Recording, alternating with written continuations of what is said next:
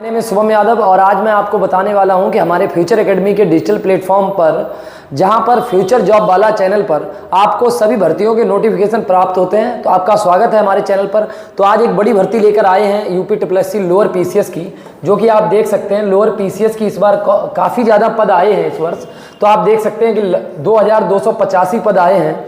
तो एक बड़ी भर्ती आई है। पैट का एग्ज़ाम जिन बच्चों ने दिया है उन बच्चों के लिए एक बड़ी भर्ती है कि आप इसमें क्या क्या, इसमें देखिए ग्रेजुएशन होनी चाहिए, साथ ही साथ पीईटी का एग्ज़ाम आपने दिया होना चाहिए, उसमें नंबर आपके अच्छे होने चाहिए। साथ ही साथ एज लिमिट मैं आपको बता दूं 18 से लेकर 40 साल तक के सभी बच्चे इसमें फॉर्म भर सकते हैं। चलिए बात करते हैं इसके नोटिफिकेशन की।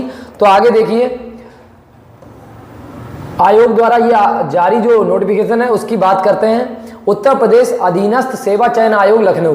तो यहाँ पर देख सकते हैं कि इसमें जो विज्ञापन के प्रकाशित होने की तिथि थी, तो विज्ञापन के प्रकाशित होने की जो तिथि है वो आपको दी गई है 30 मार्च को ये विज्ञापन आया था। और ऑनलाइन आवेदन शुल्क जमा करने की प्रारंभ की तिथि 29/5/2026, यानी कि कहने का ऑनलाइन आवेदन सबमिट करने की अंतिम तिथि है 18 जून। और स्टार्ट कब से हो रहे हैं आप देख सकते हैं, 29 से स्टार्ट होंगे, 18 जून तक होंगे। साथ ही साथ हम बता देते हैं शुल्क समायोजन एवं आवेदन एवं संशोधन की अंतिम तिथि है 25 जून। आप लोग इस बीच में इस जो लोअर पीसीएस की जॉब है इसका फॉर्म भर दें। साथ ही साथ हम बात करते हैं, चलिए चलते हैं आगे।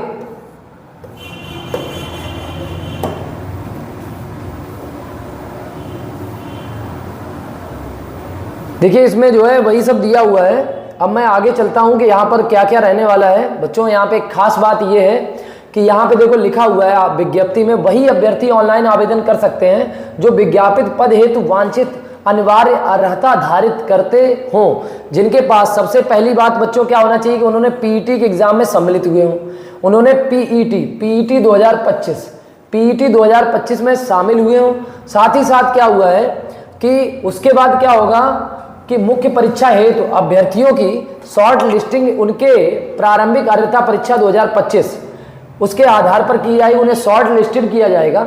उसके बाद क्या होगा कि जो वास्तविक स्कोर या नॉर्मलाइज्ड स्कोर में 0 या उससे कम ऋणात्मक अंक प्राप्त करने वाले अभ्यर्थियों को मुख्य परीक्षा में शॉर्ट लिस्टेड नहीं किया जाएगा। यानी जिन बच्चों के अच्छे नंबर हैं उन्हें परीक्षा के लिए शॉर्ट लिस्टेड किया जाएगा, सभी को शॉर्ट लिस्टेड नहीं किया जाएगा। चलिए आगे चलते हैं।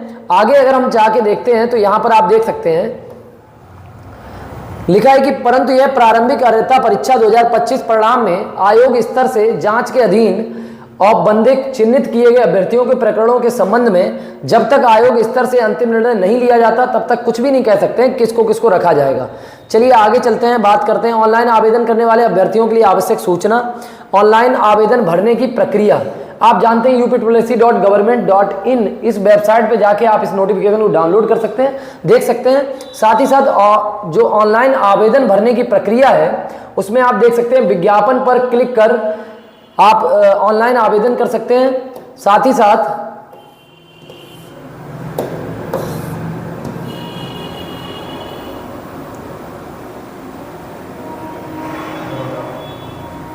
उसके बाद यहाँ पर आप देख सकते हैं कि जो ईडब्ल्यूएस कैंडिडेट है सभी के लिए वहाँ पर दिया गया है इसमें।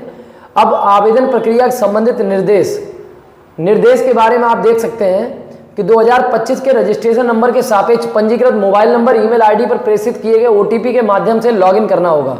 आप इससे लॉगिन करके आप अपना आवेदन भर सकते हैं। साथ ही साथ हम आपको बता दें कि इसमें जो है लॉगिन करने के उपरांत इस भाग में 2025 में दर्ज की गई अपनी व्यक्तिगत सूचनाएं जैसे नाम, पिता का नाम, ये सब आपको जो है स्वतः प्रदर्शित होंगे। ये ऑलरेडी आपको भरे हुए मिलेंगे।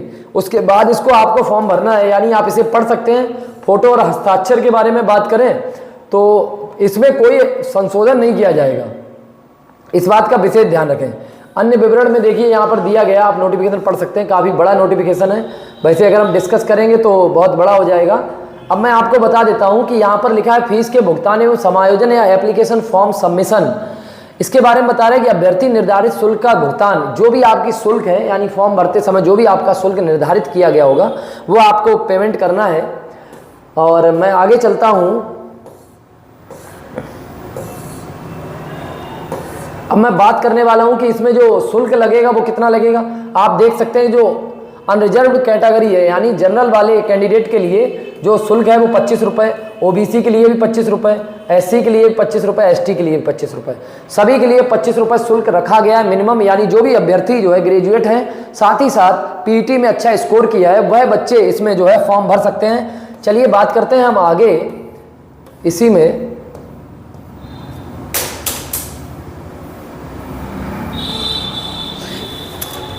अब देखिए इधर पदों के विवरण की हम बात करते हैं। देखिए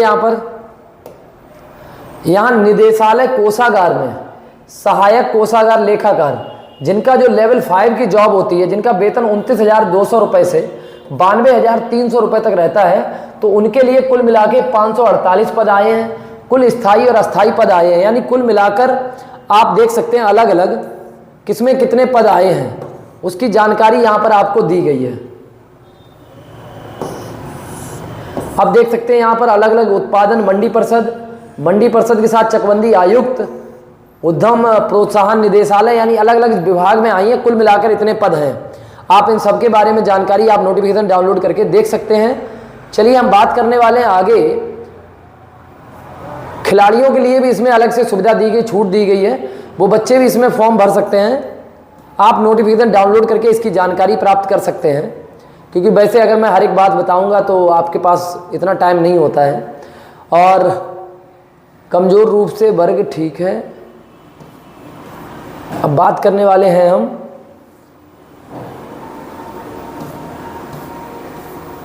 पेज नंबर 13, अनिवार्य अर्हता कि सबसे पहले आपको क्या क्या करना चाहिए और क्या क्या आपके पास होना चाहिए, कौन कौन इसमें फॉर्म भर सकता है। तो सबसे पहले लिखा है यहाँ पर स्नातक की उपाधि, यानी आपके पास ग्रेजुएशन होनी चाहिए, तभी आप इसमें फॉर्म भर सकते हैं, जो कि मैं आपको पहले ही बता चुका हूँ। उसके बाद टीए में 2 वर्ष की न्यूनतम अवधि, सभी बच्चों के लिए नहीं है, ये केवल उन बच्चों के लिए जो टीए में जॉब कर रहे हैं। उसके बाद एनसीसी का बी सर्टिफिकेट अगर प्राप्त किया है तो उसकी भी आपको छूट प्राप्त की जाएगी, उसकी भी छूट प्राप्त होगी। साथ ही साथ हम बात करते हैं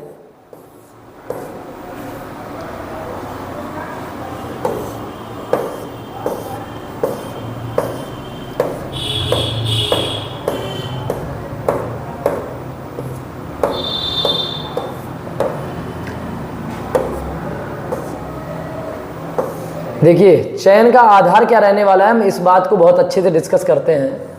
तो देखिए आप लिखा हुआ है कि राज्य स्नातक स्तरीय रिक्त पदों पर चयन हेतु मुख्य परीक्षा लिखित परीक्षा आयोजित की जाएगी। और जो लिखित परीक्षा आयोजित की जाएगी उसमें क्या क्या रहने वाला है। लिखित परीक्षा में एक प्रश्न पत्र होगा जिसमें कुल 100 प्रश्न होंगे और समय अवधि जो 2 घंटा होगी। परीक्षा के प्रश्न वस्तुनिष्ठ यानी ऑब्जेक्टिव पेपर होगा, प्रत्येक प्रश्न 1 अंक का होगा, यानी 100 नंबर का पेपर होगा और 100 ही क्वेश्चन होंगे। गलत उत्तर के लिए ऋणात्मक अंकन निगेटिव मार्किंग का प्रावधान है, जो कि 25% है। यानी आप जानते हैं 4 क्वेश्चन आप गलत करते हैं तो आपका 1 क्वेश्चन सही में से काट लिया जाएगा। उसके बाद आप सिलेबस की बात करते हैं तो सिलेबस में आप देख सकते हैं कि भारत का इतिहास, तो भारत का इतिहास इससे 5 क्वेश्चन आपके आने वाले हैं। राष्ट्रीय आंदोलन से 5 क्वेश्चन आने वाले हैं। राज्य व्यवस्था से आपके 10 क्वेश्चन, भारत एवं विश्व के भूगोल से 5 क्वेश्चन, अर्थव्यवस्था से 10 क्वेश्चन, सामान्य विज्ञान से 5 क्वेश्चन, पर्यावरण पारिस्थितिकी एवं आपदा प्रबंधन से 10 क्वेश्चन। यानी इस तरीके से इसका सिलेबस है। सामान्य हिंदी और गणितीय ज्ञान 5 नंबर का सामान्य बुद्धि परीक्षण यानी रीजनिंग कह सकते हैं। यानी लगभग सभी, और कंप्यूटर को भी डाला गया, कंप्यूटर 15 नंबर का। और उसके बाद यूपीजी के आप जानते ही हैं, यानी जितने भी पैट के थ्रू एग्जाम हो रहे हैं उनमें यूपीजी के और कंप्यूटर एक महत्वपूर्ण भूमिका निभा रहे हैं।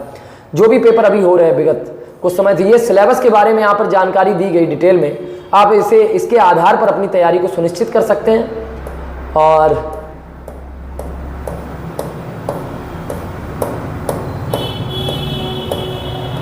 उसके बाद देखिए लिखित परीक्षा के संबंध में नोट यहाँ पर लिखा हुआ है।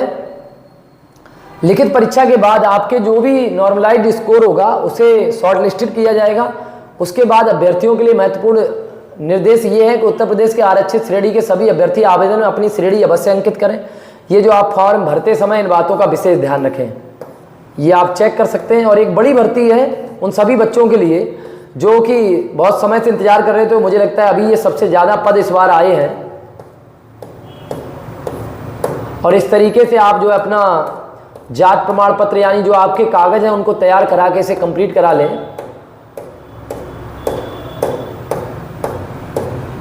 बाकी यहाँ पर देखिए इसके बारे में ही दिया गया है। तो बच्चों मैं आपको इतना ही बताना चाहता हूँ, एक बड़ी भर्ती है आप सभी के लिए। जिस तरीके से आप देख सकते हैं लेखपाल की भर्ती आई, उसके बाद लोअर पीसीएस की जॉब है, यानी पैट का एग्ज़ाम बहुत इंपॉर्टेंट हो गया सभी बच्चों के लिए।